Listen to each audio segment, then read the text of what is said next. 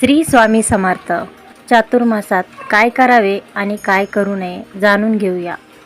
चातुर्मास 17 जुलैला देवशयनी एकादशीपासून सुरू होतो आणि 12 नोव्हेंबरला देव उठणी एकादशीला संपतो.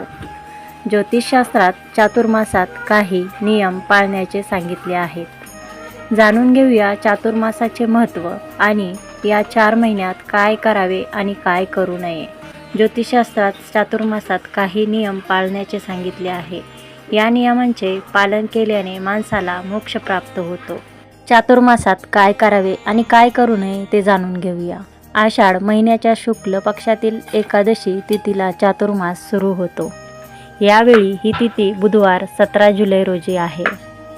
या तिथीला देवशयनी एकादशी असेही म्हणतात. देवशयनी एकादशीपासून भगवान विष्णू योगनिद्रासाठी क्षीरसागरात जातात. तेव्हापासून 4 महिन्याचा चातुर्मास सुरू होतो. चातुर्मासात लग्न, गृहप्रवेश इत्यादी शुभ कार्यक्रमावर बंदी घालण्यात आली आहे. ज्योतिषशास्त्रानुसार चातुर्मासात जप, तपस्या आणि उपासनेला विशेष महत्त्व असून असे केल्याने आत्मा शुद्ध होऊन शाश्वत पुण्य प्राप्त होते. जाणून घेऊया चातुर्मासाचे महत्त्व आणि या 4 महिन्यात काय करावे आणि काय करू नये. चातुर्मासाचे महत्त्व. आषाढ महिन्याच्या शुक्ल पक्षातील एकादशी तिथीला 17 जुलैपासून चातुर्मास सुरू होत असून कार्तिक महिन्याच्या शुक्ल पक्षातील एकादशी तिथीला 12 नोव्हेंबरला समाप्त होतो. चातुर्मासात 4 महिने असतात, ते म्हणजे श्रावण, भाद्रपद, अश्विन आणि कार्तिक.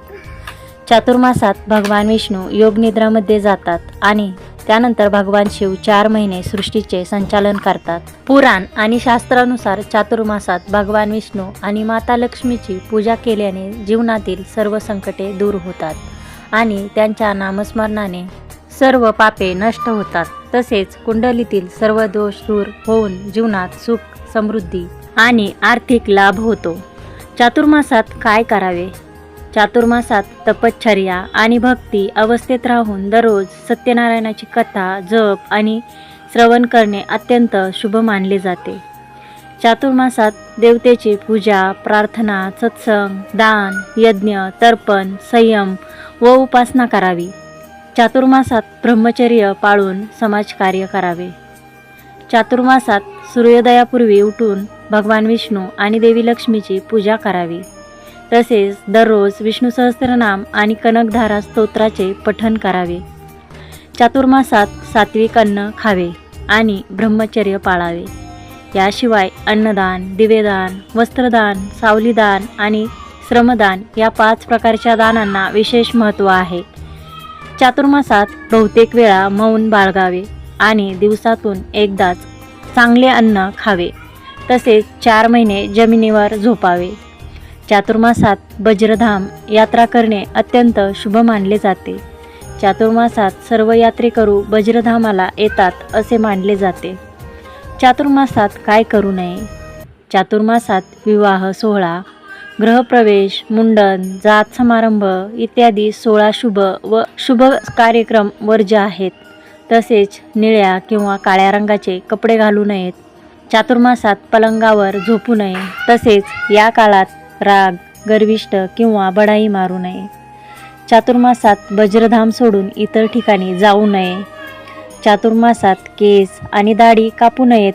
तसेच कठोर शब्द, अनैतिक कृत्य, खोटे बोलणे इत्यादी टाळावे.